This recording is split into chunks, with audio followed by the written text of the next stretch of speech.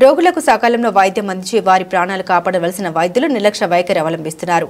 డాక్టర్ల చర్యలతో రోగులు నరకయాతన అనుభవించాల్సిన పరిస్థితులు రాజమహేంద్రవరం ప్రభుత్వ ఆసుపత్రిలో ఏర్పడ్డాయి. వివరాల ప్రకారం రాజనగరం మండలం నందరాడ గ్రామానికి చెందిన వెంకటరమణకు మంగళవారం ఫిట్స్ వచ్చి రోడ్డు ప్రమాదానికి గురై కాలు విరిగింది. బంధువులు వైద్య నిమిత్తం హుటాహుటిన రాజమండ్రి ప్రభుత్వ ఆసుపత్రికి తరలించారు. కాలు విరిగి రక్తపు గాయాలతో ఉన్న వెంకటరమణను పరీక్షించిన డాక్టర్లు మరో 2 రోజుల తర్వాత ఆసుపత్రికి తీసుకురావాలని బంధువులకు తెలియజేయడంతో వారు ఆంధ్రప్రదేశ్ హ్యూమన్ రైట్స్ నాయకుల కండవెల్లి లక్ష్మికి ఫిర్యాదు చేయగా ఆవిడ రంగంలోకి దిగి డాక్టర్లతో మాట్లాడారు. డాక్టర్ల నిర్లక్ష్య వైఖరి నిరసిస్తూ హాస్పిటల్లో ఆందోళనకు దిగారు. ఈ నేపథ్యంలో డాక్టర్లు పేషెంట్ వెంకటరమణకు వార్డులో చేర్చి వైద్యం అందించేందుకు సంసిద్ధత వ్యక్తం చేశారు. ఆల్కహాల్ తాగారని అబద్ధం చెప్తున్నారు. ఎంత తప్పుడు మాట్లాడాయి. తప్పించుకోవడానికి ఆల్కహాల్ దగ్గర అయి తాగారని చెప్తారా? కాలు ఇరిగిపోతే పేషెంట్ అడ్మిట్ చేసుకోకుండా సిటీ స్కానింగ్ చేసాము, స్కానింగ్ చేసాము. సరే 3 రోజులు పోయాక రమ్మంటే ఎలా వస్తాడు, ఎలా వెళ్తాడు? 3 రోజులు రిపోర్ట్ వస్తే ఇంటికి తీసుకురాలి. 3 రోజులు ట్రీట్మెంట్ జరగాల వద్దా? డబ్బు లేని పరిస్థితి ఎలా చంపేస్తారా? ఇది పట్టుకో బాబు. ఆల్రెడీ మేము ఇప్పుడు కలెక్టర్ మేడం గారు చెప్తాము. ఇంకోసారి ఫోన్ చేయమని నెంబర్ ఇచ్చారా సార్? ఫోన్ అక్కలేదు అడిగానమ్మా. ఇప్పుడు ఆడే చెప్పారు. ఇప్పుడు అతనికి కాల్ ఫ్యాక్చర్ అయిపోయింది తల్లి. ఇప్పుడు వచ్చిన డాక్టర్ గారికి ఏం తెలుస్తుంది? ముందు నుంచి ఉన్న మీ నర్సింగ్ చేయాలి కదా. దాంతో బెడ్ మీద పడుకున్న పేషెంట్ని మీరు పట్టించుకోవాలి. గవర్నమెంట్ హాస్పిటల్ ఎందుకు వస్తారు? పట్టించుకోవాలి. అది తల్లి పట్టించుకోవాలి. ఇప్పుడు వచ్చి అలవాటు చేసిందా? మీరు బెడ్ ఖాళీ వేస్తారో ఒక మాట, ఖాళీ లేదు నేను ఒప్పుకుంటాను. ఇప్పుడు ఇక్కడ చేసి ట్రీట్మెంట్ కూడా మీ నర్సింగ్ చేస్తలేదు. నేను మొన్న హాస్పిటల్ చేసి వాటి పని కూడా మిగతా వర్కర్స్ చేస్తాను.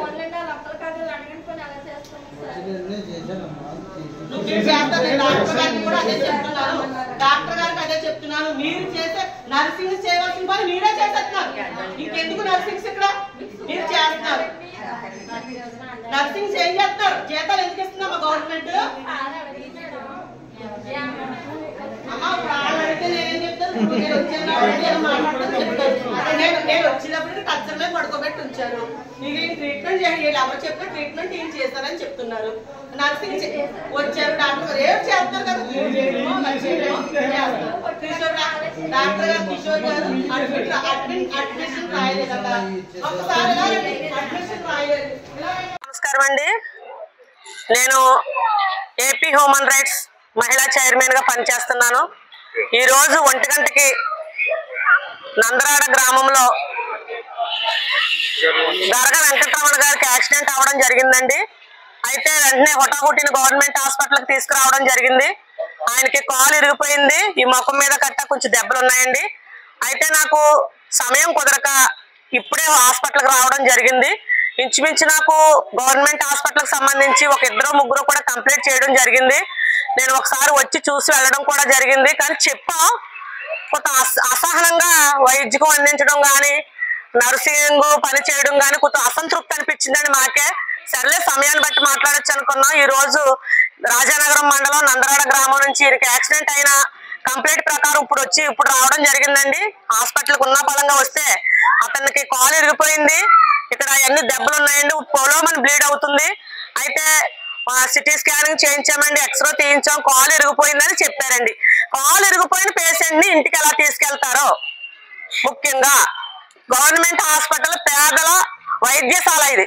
పేదవారికి ధనికులకు కాదని ముఖ్యం, పేదవారికి వైద్యం అందించడానికి రాష్ట్ర ప్రభుత్వం ఏ ప్రభుత్వ అధికారులు ఉంటే ఆ ప్రభుత్వం ఖచ్చితంగా ప్రజల పక్షమున సేవ చేయాలి. హ్యూమన్ రైట్స్ చైర్మన్ గా నేను మనవి చేసేది ఏంటంటే, పేద ప్రజలకు అందుబాటులో ఉండేది ప్రభుత్వ ఆసుపత్రి. జీతాలు ఎందుకు ఇస్తుంది రాష్ట్ర ప్రభుత్వం? మీరు తినేసి కూర్చొని ఊసులు చెప్పుకొని వైద్యాలు అందించకుండా ఉండడానికి కాదు. పేద ప్రజలకు ట్రీట్మెంట్ అందాలి.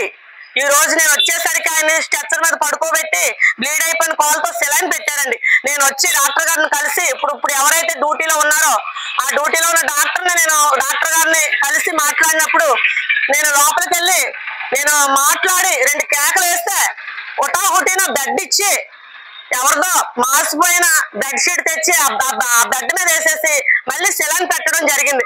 అదేదో ముందర చెయ్యాలి కదా అని ప్రశ్నిస్తున్నాను నేను.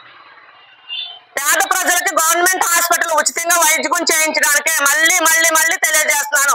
రాష్ట్ర ప్రభుత్వం నారా చంద్రబాబు గారు చాలా గట్స్తో చేసే నాయకుడు. పవన్ కళ్యాణ్ గారు కానీ చంద్రబాబు గారు కానీ పేద ప్రజలకు సేవ చేసే నాయకులు. అలాంటి వారికి చెడ్డ పేరు తేవడానికి ఇక్కడున్న వారు మా ప్రభుత్వ ఆసుపత్రిలో పనిచేస్తున్న వారు సరిగ్గా చేయక రాష్ట్ర ప్రభుత్వానికి మత్తు వస్తుందని నేను తెలియజేస్తున్నాను. అలాగే ఇక్కడ ఉన్న పేషెంట్లు చాలా మంది నాకు కంప్లైంట్ ఇవ్వడం కూడా జరిగింది.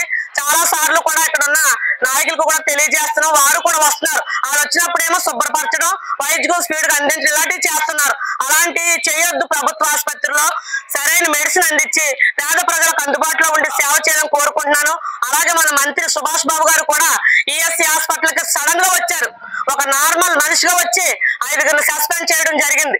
అలాంటి మీరు తెచ్చుకోవద్దని ప్రభుత్వ ఆసుపత్రి యాజమాన్యానికి మరీ ముఖ్యంగా తెలియజేస్తున్నాను.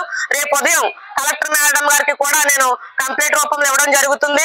అలాగే సూపరింటెండెంట్ మేడం గారిని రేపు వచ్చి కలిసి ఇక్కడ జరిగిన పరిణామాలపై మేడం గారికి కూడా తెలియజేస్తానని హ్యూమన్ రైట్స్ ఏపీ చైర్మన్ గా మీకు మనవి చేస్తున్నాను.